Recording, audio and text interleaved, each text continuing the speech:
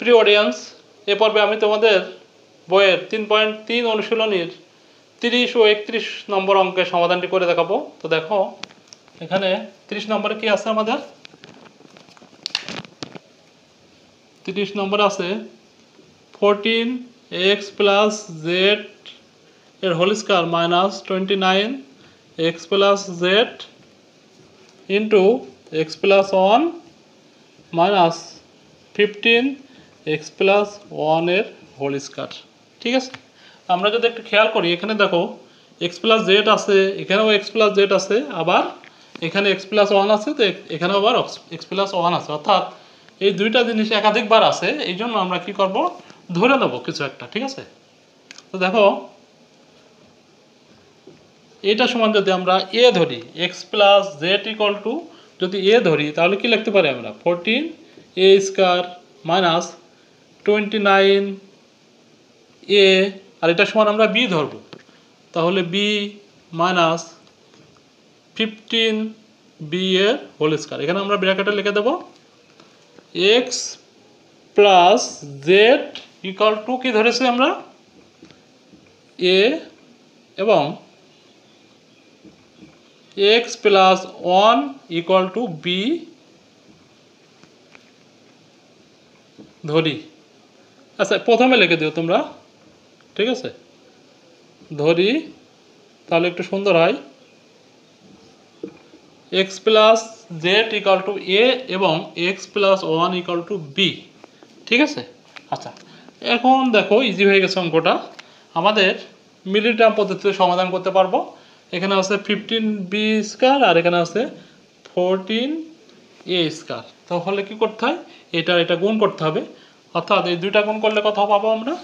15 গুণ 14, তো 4 5 20 শূন্য, অর্থাৎ 210 হবে, 210। ঠিক আছে, আর সাথে কি আছে আমাদের?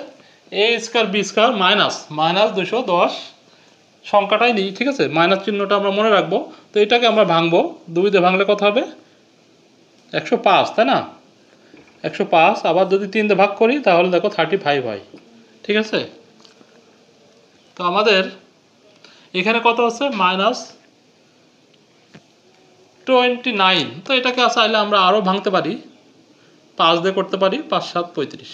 ঠিক আছে, আচ্ছা তো এখন আমাদের খুবই ইজি, এটা মাইনাস 29 বানাতে হবে, 29ab।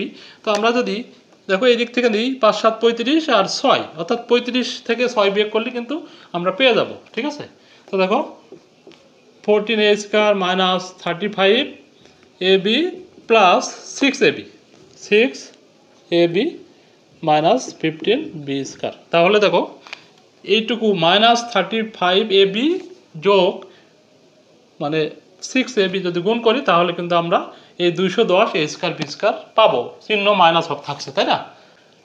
তো এখন আমরা কমন নেব। ঠিক আছে, কমন নিলে এই দুটা থেকে কি কমন নিতে পারি? আমরা 7 দিয়ে ভাগ করতে পারি, তাই না? তো 7a যদি কমন নিই তাহলে কি থাকে দেখো, এখানে থাকতেছে 2a মাইনাস এখানে কি থাকতেছে 5b। ঠিক আছে, আবার এখানে যদি আমরা 3b কমন নিই তাহলে কি থাকতেছে 2a মাইনাস 5b। দেখো এটা আমাদের কিন্তু সেম হয়ে গেছে, তাই না? আচ্ছা, এখন আবার কমন নেব কি? 2a minus 5b। তো 2a মাইনাস 5b যদি কমন নিই তাহলে এখানে কি থাকতেছে 7a প্লাস 3b। ঠিক আছে, এখন আমরা মানটা বসাই দেব। ঠিক আছে, এই যে a এর মান যেটা ধরেছিলাম আর b এর মান যেটা ধরেছিলাম, তো দেখো 2 ইন্টু এর মান কত ধরেছিলাম আমরা? x plus Z. ঠিক আছে, মাইনাস 5 ইন্টু b এর মান কত? x plus 1। এরপরে আবার এখানে দেখো 7 আছে, 7 ইন্টু এর মান কত? এর মান হচ্ছে x plus Z plus 3 into x plus 1। ঠিক আছে, এখন দেখো এটা যদি গুণ করি তাহলে কত পাবো আমরা? 2x প্লাস 2z মাইনাস এখানে কী হবে 5x, এখানে মাইনাস হয়ে যাবে, মাইনাস 5। ঠিক আছে, আর এই পাশে কি পাচ্ছি আমরা 7x plus 7z plus 3x plus 3।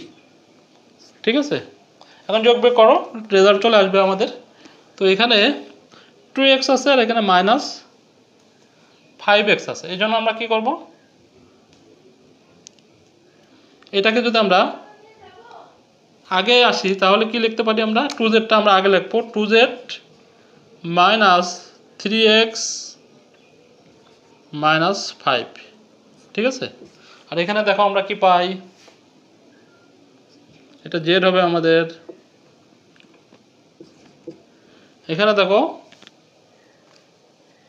7z আছে, তো 7z লিখে দেবো, 7z প্লাস 7 আর 3 10 x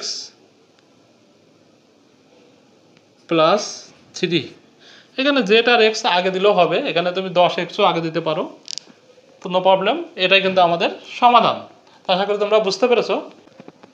তো আমরা এখন এই যে 31 নম্বরটা সমাধান করব। এখানে দেখো দেওয়া আছে কি, x plus 1 into x plus 2 into 3x minus 1 into 3x minus 4 equal to 3x square plus 2x minus 1 into 3x square plus 2x minus 8। ঠিক আছে, তো আমরা বাম পক্ষ করবো, এটা ইকুয়াল টু এটা দেখাতে বলছে আমাদের। তো বাম পক্ষ লিখে নেবো আমরা x প্লাস 1 x প্লাস 2, তারপর কি আছে 3x মাইনাস 1, আর এখানে কি আছে 3x মাইনাস 4। ঠিক আছে, তো ডান পক্ষ যদি আমরা লক্ষ্য করি এখানে কি আছে আমাদের 3x স্কোয়ার আছে। তো আমরা এই দুটাকে সাজায়ে যাতে 3x স্কোয়ার আসে সেভাবে কিন্তু আমাদের করতে হবে। ঠিক আছে, তো আমরা যদি এইটার সাথে এটা নিয়ে আসি আর এটার সাথে এটা নিই তাহলে কিন্তু 3x স্কোয়ার আকারে চলে আসবে। দেখো 3x গুণ x, তাহলে কি হবে 3x স্কোয়ার হবে। সেই দিকটা চিন্তা করে আমরা কি করব, এই x প্লাস 1 এর সাথে এই 3x মাইনাস 1 গুণ করব, আর এই দুইটা বাকি যে দুইটা থাকে অর্থাৎ x plus 2 into 3x minus 4 এভাবে সাজিয়ে নিলাম। দেখো এখানেও আমরা 3x গুণ x অর্থাৎ 3x স্কোয়ার পাচ্ছি, আবার 3x গুণ x এখানেও 3x স্কোয়ার পাচ্ছি। ঠিক আছে, তো আমাদের এখানে দুইটা রাশি আছে, এখানে আমরা এই দুইটা একসাথে গুণ করবো আর এই দুইটা একসাথে গুণ করবো, করলে এই আকারে আসে কিনা আমরা দেখবো। ঠিক আছে, আচ্ছা এখন গুণ করো। প্রথম আমরা x দিয়ে করবো, তো x দিয়ে গুণ করলে কি হয় 3x স্কোয়ার মাইনাস x, এখানে দেখো প্লাস 3x মাইনাস 1। ঠিক আছে, আর এখানে দেখো প্রথমে x দিয়ে করবো, তাহলে 3x স্কোয়ার মাইনাস 4x, এবার 2 দিয়ে করবো প্লাস 6x মাইনাস 8। ঠিক আছে, এখন আমরা যোগ বিয়োগ করি, কি আসে দেখো 3x স্কোয়ার মাইনাস প্লাস হবে, এখানে 3x থেকে x বাদ দিলে কি হয় আমাদের 2x মাইনাস 1। এখানে দেখো 3x স্কোয়ার, এখানে প্লাস 2x মাইনাস 8।